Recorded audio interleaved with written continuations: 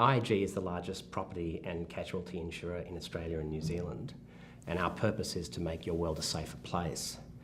For the past 4 or 5 years, we've been experimenting with how to embrace shared value as part of our corporate strategy. And we've done a whole lot of experimentation on the ways that we can help to lead shared value in our community. And so we're very excited to be part of the FSG research in ensuring shared value, which we're launching today.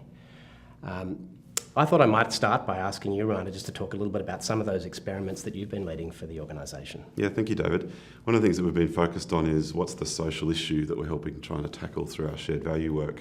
And we've identified that communities are not as well connected as they perhaps once were, and that's affecting their resilience and their ability to bounce back and then forward from major disruptions.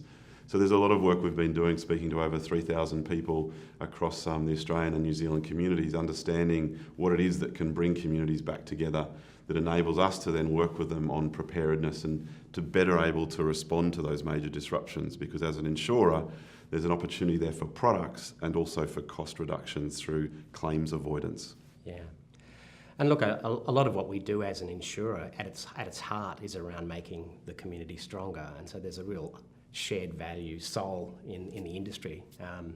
We insure both households and businesses, and one thing that we've learnt is that there's a really symbiotic relationship between the success of businesses and the success of houses when you're looking at how do you make the whole community more resilient and safer.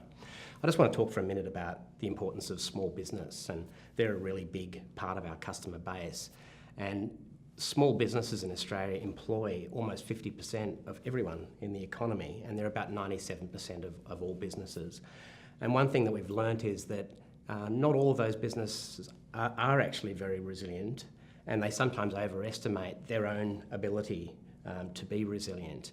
And so there's a really important role that we can play with small businesses to help them better understand risk, and particularly risks that they tend to not understand. So small businesses, we've found, tend to underestimate how much they are at risk from events outside their control, particularly natural peril events, weather events, cyclones, earthquakes and so forth.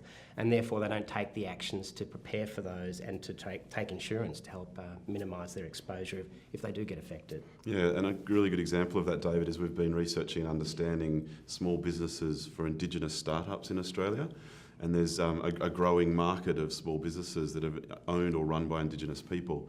So we've been having a look to understand what are their needs and how do we respond to those needs. We're actually building at the moment a tailored product which supports and enables small businesses that are Indigenous to build and grow and be successful. Yeah. So the success of our Indigenous communities is very linked to the success of the Indigenous businesses in that community, and we're trying to make sure we take a whole of organisation, a whole of community approach to thinking about this. But we're also thinking about how do we drive shared value right across the whole organisation, how do we make this core to everything that we do. Ramona, you've been doing a lot of the work around how do we embed shared value as a way of working in the organisation. Yeah, absolutely. I think that's critical. So rather than run single or individual projects, how do we make this an organisation that has a culture of applying shared value as a practice? So we've been running lots of leadership development, tying it into leadership development programs, running training, Shared Value 101 courses. So building awareness, but also capability of our people to be able to execute and deliver shared value beyond what might be driven from a centralised shared value team. I think if we're going to become a shared value organisation, it needs to be led and driven by our people across the whole organisation, not just by people in a central function. And we found our purpose to make your world a safer place is really powerful at encouraging our people to think about shared value in everything that they do. And nothing makes me happier than when I'm in a meeting and someone volunteers a way that they think that they can create shared value and make a real difference in the lives of part of our community. And this is starting to happen very organically, and so that bottom-up creation of ideas that are shared value based is starting to really complement the work that we're doing top down as part of the corporate strategy. Yeah, absolutely.